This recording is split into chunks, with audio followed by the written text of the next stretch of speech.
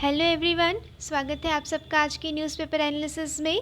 Lecture से related PDFs होंगी या फिर क्वेश्चंस होंगे प्रीलिम्स एंड मेंस के, मैं वो आपको दे दूंगी टेलीग्राम चैनल पे।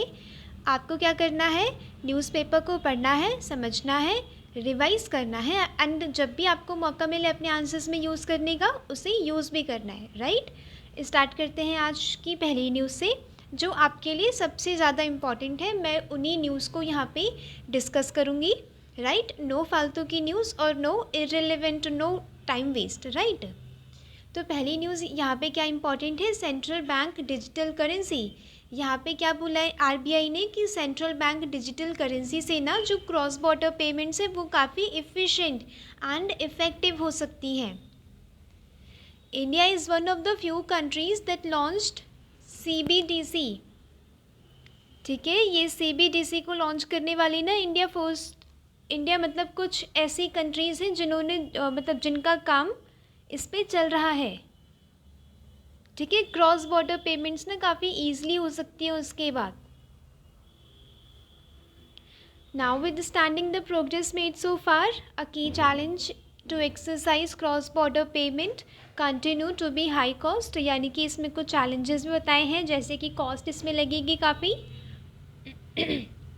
टेक्नोलॉजीज़ लगेंगी ना, लो स्पीड है अभी भी इंटरनेट की, लिमिटेड एक्सेस है, इनसफिशिएंट ट्रांसपेरेंसी है। ये वाला आप जब एक पॉइंट प्रेजेंट करेंगे अपने आंसर्स में, आप लिखेंगे एडवांटेजेस में लिखेंगे कि हाँ इससे क्रॉस बॉर्डर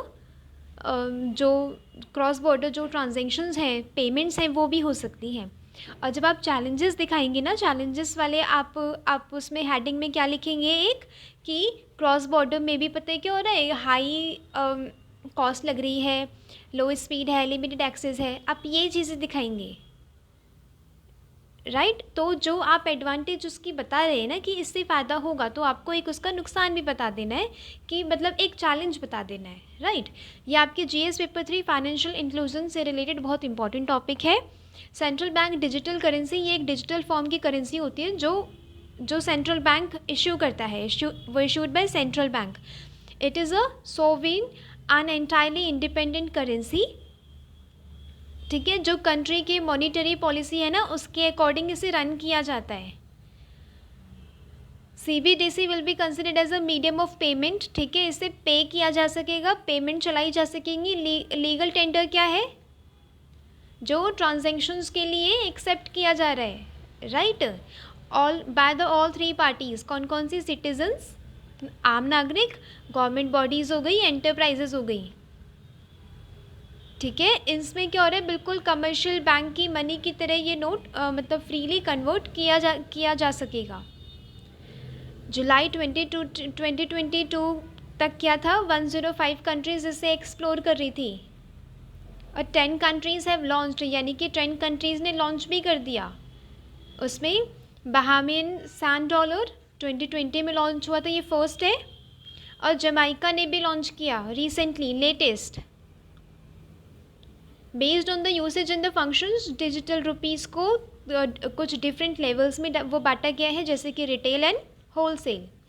होलसेल वो रिटेल होता है, थोक विक्रेता, थोक वाले, और एक होता है रिटेल वाले जो हमारी शॉप्स पे वो मिलता है। मतलब होलसेल बड़े लेवल पे, रिटेल होता है छोटे लेवल पे। Retail A rupee is electronic version होता है रुपी का।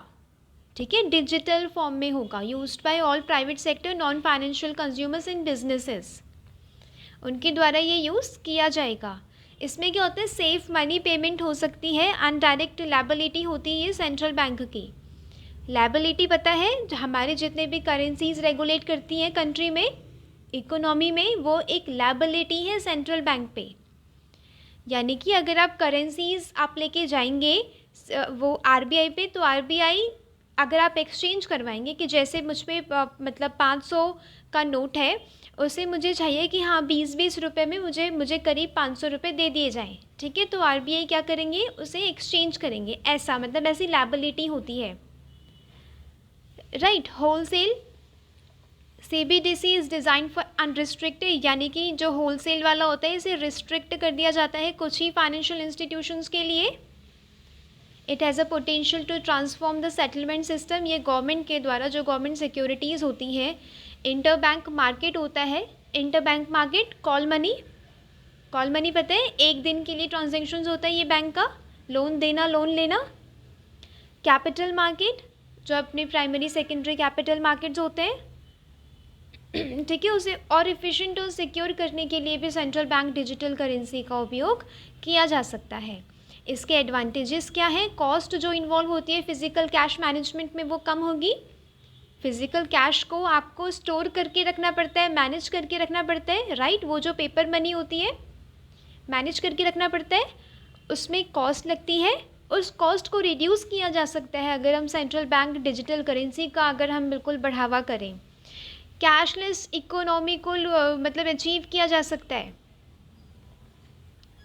राइट। जब ये वाला कोई क्वेश्चन आए ना तो आप यूपीआई और जो डिजिटाइजेशन है उन सब के साथ साथ आप कैशलेस इकोनॉमी में आप सीबीडीसी को भी आप लिखेंगे, जोड़ेंगे, राइट।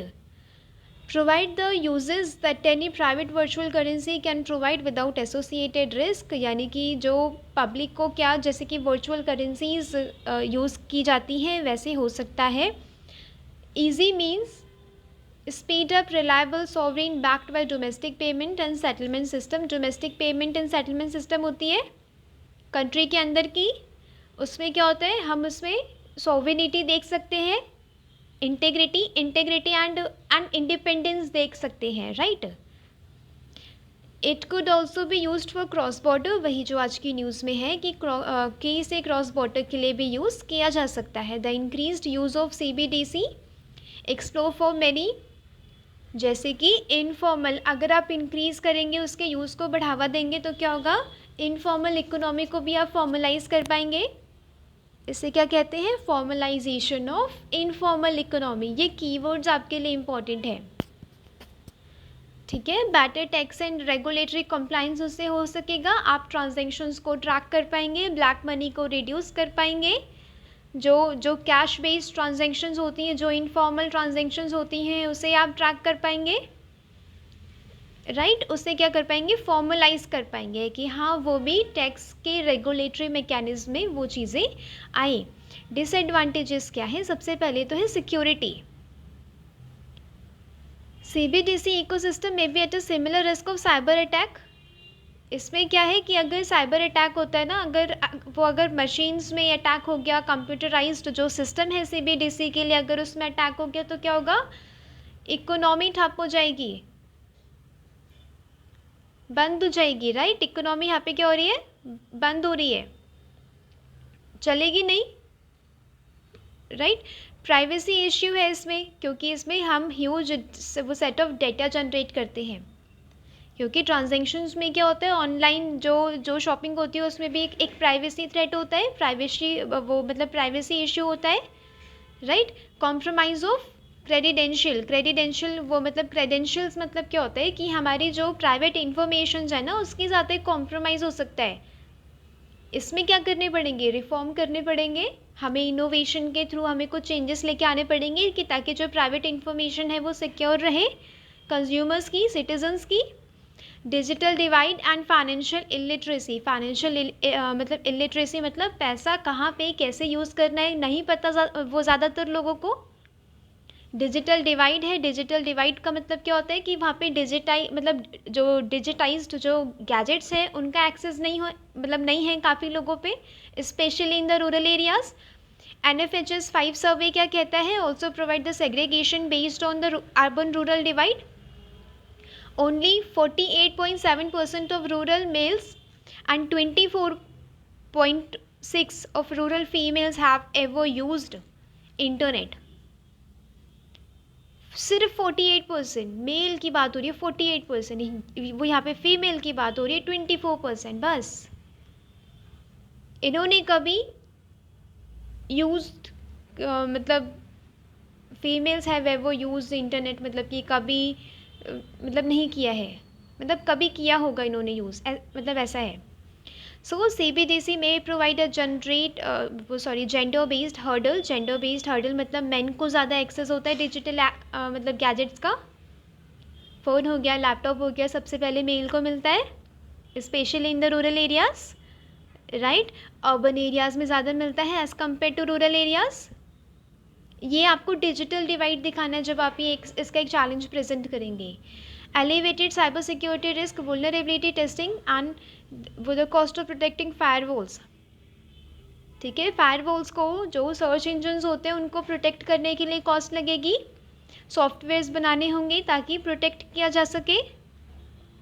ऑब्सोलेंस ऑफ टेक्नोलॉजी, जो टेक्नोलॉजी जो ऑब्सोल्यूट हो गई है, जो आउटडेटेड हो गई है, उसकी अपग्रेडेशन की भी कॉस्ट चाहिए, राइट। अपग्रेड करनी पड़ेगी टेक्नोलॉजीज़। वे फॉरवर्ड क्या है, टेक्निकल क्लैरिटी चाहिए, technical clarity must be ensure. अगर आप कोई टेक्नोलॉजी का ट्रस्टेड एंड सेफ यूज़ करना चाहते हैं ना, तो उसमें क्लैरिटी लेके आनी पड़ेगी, उसे इतना क्लियर रखना पड़ेगा कि लोगों की प्राइवेसी, लोगों का कोई प्राइवेसी थ्रेट ना हो, उसमें चीज़ें क्लियर रहें। ट्रांजैक्शन जैसे ही प्राइवेसी ऐसी बचेगी, ये इसमें टेक्निकल क्लैरिटी की बात कर रहे हैं। CBDC को सक्सेसफुल इनिशिएटिव बनाने के लिए जो डिमांड साइड के जो चैलेंजेस हैं, इंफ्रास्ट्रक्चर जो चैलेंजेस हैं, उनको मतलब फिल करना है गैप, नॉलेज गैप को फिल करना है, ताकि इसकी एक्सेप्टेंस बनी रहे रूरल एरियाज़ में भी, क्योंकि रूरल एरियाज़ को साथ में लेके चलेंगे तभी इंक्लूसिव फाइनेंशियल डेवलपमेंट हो पाएगा, फाइनेंशियल मतलब इंक्लूजन हो पाएगा।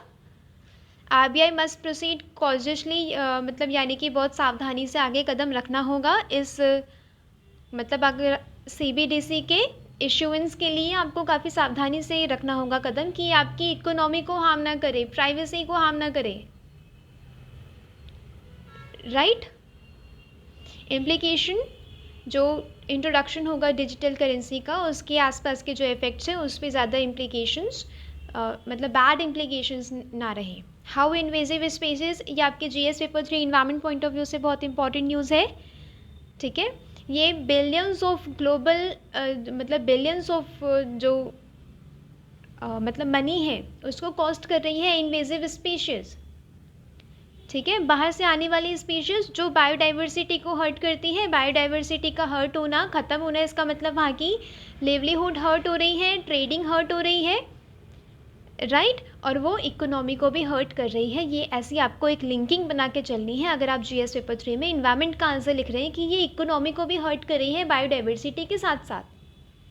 इसीलिए ये वाला आज का जो आर्टिकल है, ये वाला बहुत इंपॉर्टेंट है। इन्वेजिव स्पीशीज़ कौन से होते हैं, वो प्लांट्स एंड एनिमल्स जो मतलब ह्यूमन एक्टिविटी के द्वारा इधर उधर मूव कर जाते हैं, और वो जहाँ पे वो बस जाते हैं वहाँ पे क्या करते हैं, वहाँ के जो नेटिव स्पीशीज़ है ना, वहाँ के जो नेटिव बायोडाइवर्सिटी है उसे हम मतलब पहुँचाते हैं। Native wildlife, damaging infrastructure, threatening human health and livelihood. Impact are often slow to materialise but can be catastrophic when they do, यानी कि इसका इम्पैक्ट देखना थोड़ा स्लो होता है बट बहुत ही ज़्यादा होता है। जो डेडली वाइल्ड फायर्स हैं हवाई में, हवाईन आइलैंड, माउई आइलैंड बताया था मैंने रिसेंटली, कुछ दिनों पहले बताया था, वहाँ पे जो आग लगी थी वो भी एक जो इन्वेजिव फ्लेमेबल ग्रासेस की वजह से हुई थी। वो ग्रासेस जो बहुत जल्दी जलना शुरू हो जाती हैं, उसकी वजह से पूरे जंगल में आग लगी। कैसे आया था वो, brought from Africa as livestock pasture. Invasive mosquito हो गए, जैसे कि जो स्प्रेड करते हैं disease, dengue, malaria, Zika, West Nile, ये वाले सारे भी इन्वेजिव स्पीशीज़ की वजह से है। About 3/4 of negative impact from the invasive species occur on land.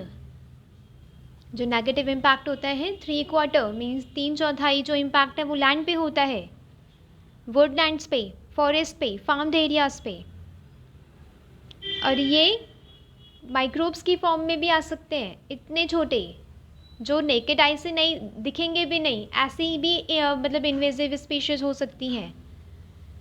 Plants and animals होते हैं जो बिल्कुल ग्रेटेस्ट इन्वायरमेंटल थ्रेट ये लोग मतलब पहुंचाते हैं।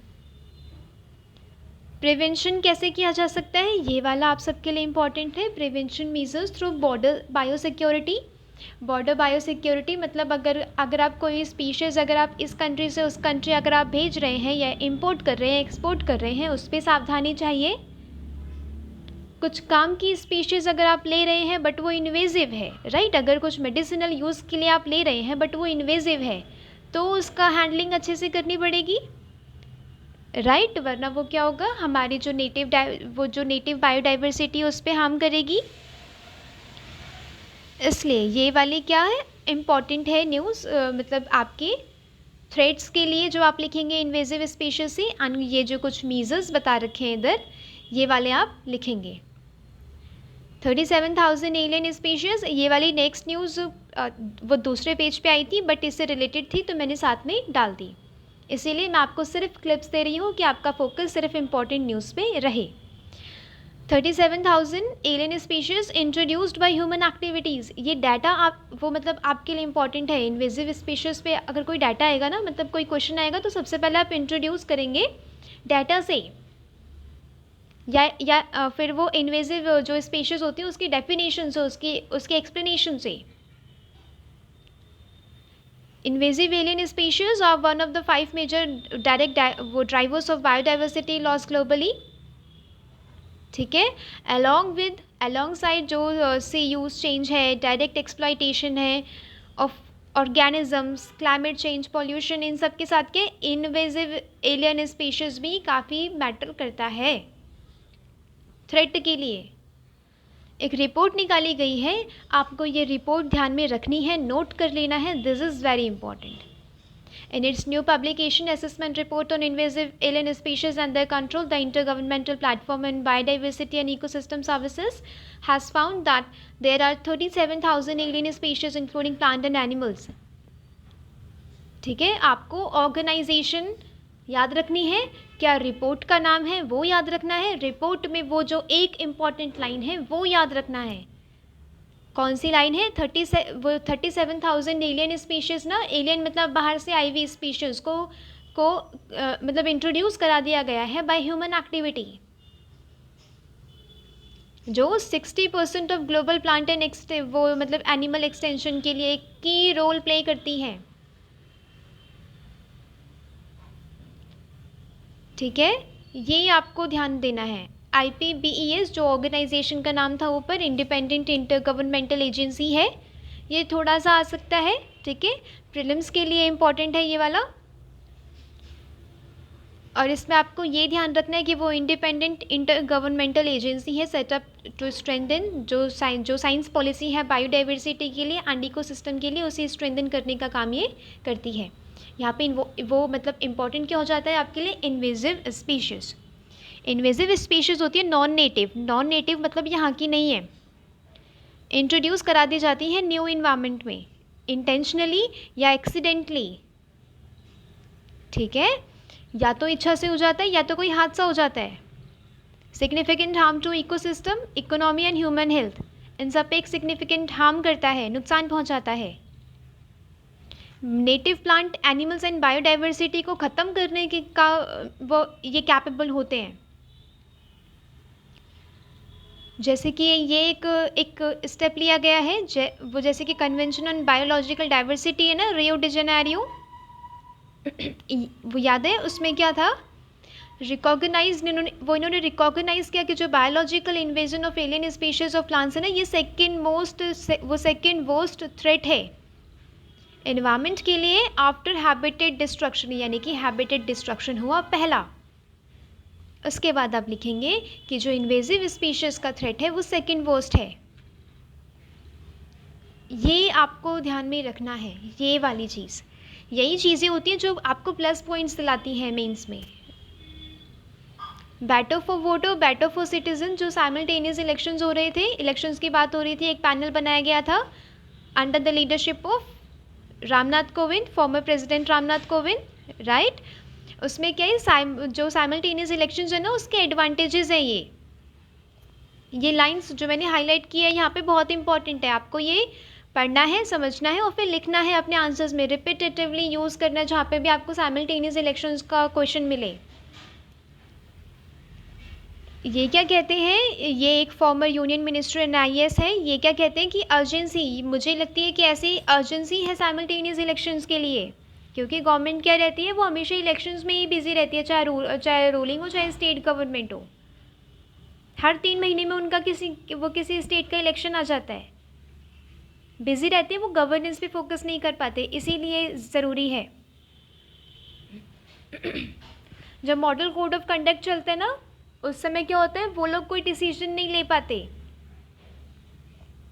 तो मॉडल कोड ऑफ कंडक्ट अगर छोटा रहेगा उस टाइम क्या होगा, वो छोटा रहेगा तो उसके आसपास मतलब उसके आगे वो डिसीजंस ले ही पाएंगे। ये फ्रीक्वेंट जो इलेक्शंस होते हैं ना, हर 3 महीने में कोई इलेक्शन आ जाता है, वो एक पॉलिटिकल करप्शन को बढ़ावा दे रहा है। साइमल्टेनियस इलेक्शन होंगे तो पॉलिटिकल करप्शन को कम किया जा सकेगा।